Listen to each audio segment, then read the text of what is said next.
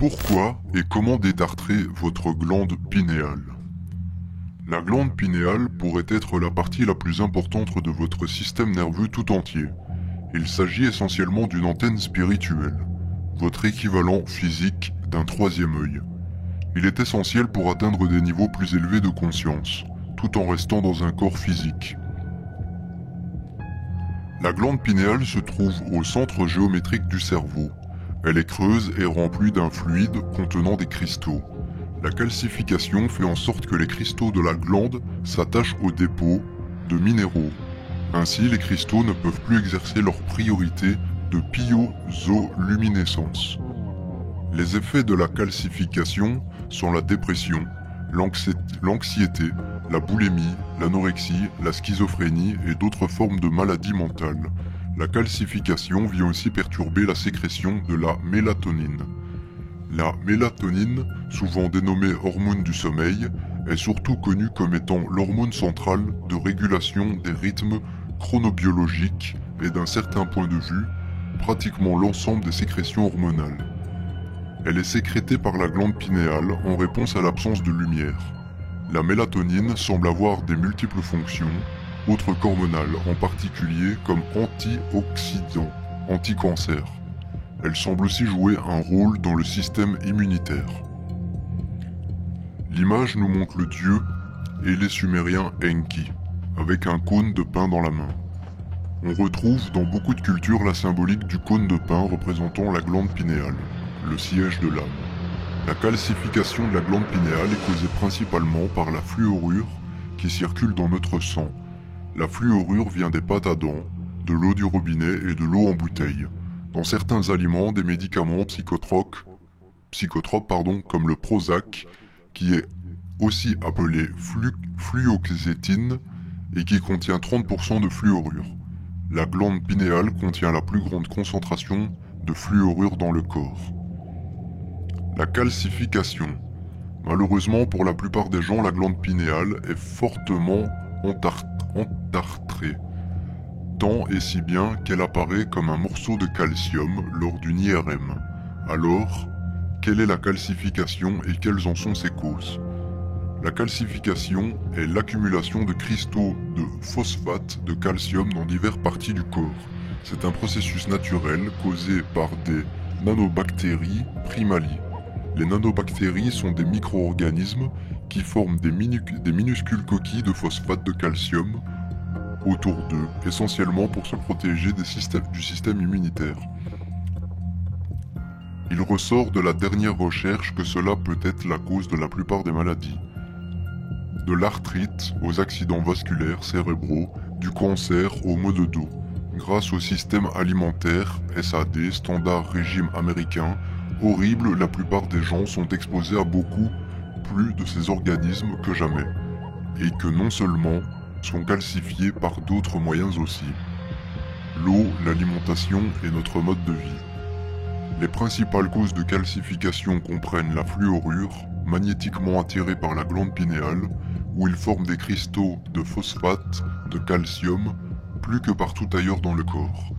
Le supplément de calcium, de loin la principale cause de calcification. Si votre médecin vous recommande de les prendre, je vous recommande d'arrêter immédiatement. Des halogénures, comme le chlore ou le bromure. Le calcium dans l'alimentation, presque tous les aliments transformés contiennent une certaine forme de calcium zéro. Eau du robinet. L'eau du robinet est remplie de substances calcifiantes. La glande pinéale a la forme d'un cône de pain, d'où son nom qui vient du latin pinea, qui veut dire pain. Techniquement, la glande pinéale ne fait pas partie du cerveau. Elle n'est pas protégée par la barrière hémato-encéphalique. En fait, elle reçoit plus de sang que tous les autres organes, à l'exception des reins. Comme elle n'est pas protégée du flux sanguin, elle accumule des dépôts minéraux, aussi appelés sable cérébral. Avec le temps, ce sable s'accumule et produit la calcification de la glande pinéale, rendant opaque et visqueux le fluide à l'intérieur de la glande. Il est aussi connu que l'intérieur de la glande pinéale contient des cellules photosensibles qui perçoivent la lumière. On sait aussi que les mini-cristaux à l'intérieur de la glande pinéale ont une propriété de piézoluminescence. Ceci signifie que lorsqu'on applique une pression sur les cristaux, ils émettent de la lumière. On ne sera pas surpris d'apprendre que dans la mythologie védique, on associe cette glande au troisième œil. Notez que la glande pinéale gère les cycles d'éveil et de sommeil. On a découvert récemment qu'en fait la glande pinéale est un puissant récepteur, mais que sont d'autres zones du cerveau qui décodent les informations reçues, telles que le cortex frontal cérébral. Sans une interaction, les informations reçues ne pourraient pas être comprises. Elles jouent un rôle vital au niveau du sommeil et de la sexualité et donc de la reproduction. La glande pinéale capte ainsi des vibrations du spectre électromagnétique traduisant nos émotions, nos pensées ou celles des esprits, voire celles d'autres personnes avec un moyen de télépathie. Ce qui a éveillé l'intérêt des scientifiques qui ont mis en lumière des fonctions en relation avec la physique et les phénomènes paranormaux, tels que les transes médiumniques. Les médiums captent un grand nombre d'informations. Ces informations sont enregistrées par le thalamus, zone du cerveau qui enregistre les activités sensorielles. La personne ne comprend pas beaucoup les choses qu'elle capte, mais son corps y réagit. La liste des réactions peuvent être vastes, par exemple en présence d'une amérante, avoir une sensation dans la nuque, maux de ventre, emballement du cœur, fatigue soudaine, sensation de vertige. Lorsque des états de dédoublement que vit le médium, celui-ci développe une plus grande activité. Il capte les sensations d'autrui. Il est parfois difficile pour le médium de distinguer son sentiment individuel de celui qu'il a pu capter. Des personnes peuvent alors être confuses quant à leur propre identité, surtout si elles ignorent être médium. Ce sont généralement des personnalités critiques, autocritiques, anxieuses voire dépressives.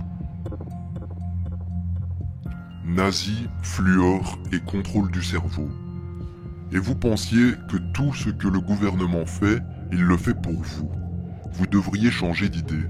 La première fois que de l'eau potable a été fluorée, c'était dans les camps de concentration de l'Allemagne nazie. La Gestapo ne pensait pas aux présumés bienfaits du fluor sur les dents des enfants. Des fluorures de sodium étaient ajoutées à l'eau afin de rendre les humains stériles et forcer les prisonniers des camps de concentration à demeurer dociles. L'ingestion régulière de quantité de fluor réduit la capacité d'une personne à résister à la domination en empoisonnant et en intoxiquant lentement une certaine partie du cerveau. Cette personne devient donc soumise à la volonté de ceux qui le désirent. L'eau n'est pas fluorée pour améliorer la sainteté dentaire des enfants. Si c'était la véritable raison, cela pourrait se faire beaucoup plus facilement et à des coûts moindres et de façon beaucoup plus efficace. La fluoration de l'eau a comme but véritable de contrôler et dominer la population plus facilement et de lui faire accepter la perte des libertés individuelles. Quand les nazis d'Hitler ont envahi la Pologne, les états-majors allemands et russes ont discuté de science et de guerre et ils ont échangé des idées, des plans et du personnel. Le projet de contrôler la masse par la contamination de l'eau a particulièrement intéressé les communistes russes, qui y voyaient une façon idéale d'imposer le communisme au monde entier. Selon les chimistes, le mélange d'eau et de fluorure de sodium sont les plus efficaces et les moins coûteux pour tuer les rats, sans douleur, sans odeur, sans goût. Pas d'antidote, pas de remède, pas d'espoir. Une extermination complète et instantanée des rats. La fluoration de l'eau peut être un suicide national lent ou une liquidation nationale rapide. C'est de la folie criminelle, une trahison.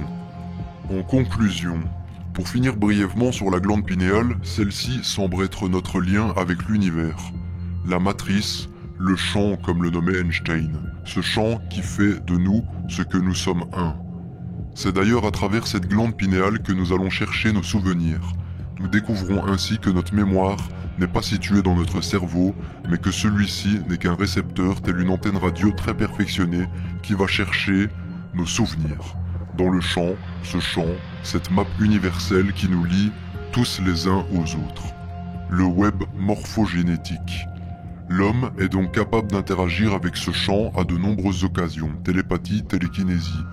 La théorie de Greg Braden veut que nous ne sommes pas, comme il était considéré jusqu'à présent, juste des observateurs des événements qui surgissent dans nos vies, comme si le destin l'avait décidé pour nous, mais que la perception que nous avons avec notre vue, notre toucher, notre goût, notre odorat ou notre ouïe n'est qu'une perception du monde et que nous avons décidé d'ériger devant nous. Nous devenons donc les participateurs. Le système de contrôle du mental humain. Certains diront que cela a un rapport avec les lois de l'attraction. En fait, oui et non. Car la loi d'attraction est avant tout une façon de nous amener à construire notre monde physique grâce à notre comportement et nos pensées. Mais d'un point de vue social, la loi d'attraction est l'effet redoutable. Car si le principe qui implique le champ morphogénétique, va jusqu'à la matérialisation de notre environnement par notre seule volonté, il oublie que nous sommes en fait tous téléguidés sous l'effet des lignes de force ou lignes de prédation qui nous relient certains à d'autres, en fonction des résonances de leur mémoire cellulaire cristallisée. Ce champ de force de l'enfermement sont entretenus, comme vous le savez hélas, par la pensée humaine, par les croyances, par tout ce que vous avez créé, par l'animosité, par le manque d'humilité, par le manque de simplicité, par la peur, par le besoin de contrôler les autres, ou l'autre, dans sa famille, son mari, sa femme, son enfant. Ce système de contrôle de mental humain est entretenu par l'ensemble des croyances, par le karma, par l'ADN, mais aussi par notre comportement. Et sommes-nous toujours complètement conscients de ce comportement? Nos pensées ne sont pas les nôtres. Le détartrage de la glande pinéale semble être la solution la plus simple pour sortir du pilotage automatique auquel nous sommes soumis par nos choix d'incarnation. Et ils le savent, sinon il n'y aurait pas de fluor dans l'eau du robinet. En 2005, le ministère de la Santé et des Services sociaux du Québec demandait à toute la ville de la province de fluorer l'eau potable, soi-disant pour prévenir la carie dentaire chez les enfants défavorisés. Et la France n'est pas en reste, bien au contraire. Voilà, je vous remercie pour m'avoir écouté. Je vous souhaite à tous une bonne soirée. Mind Control.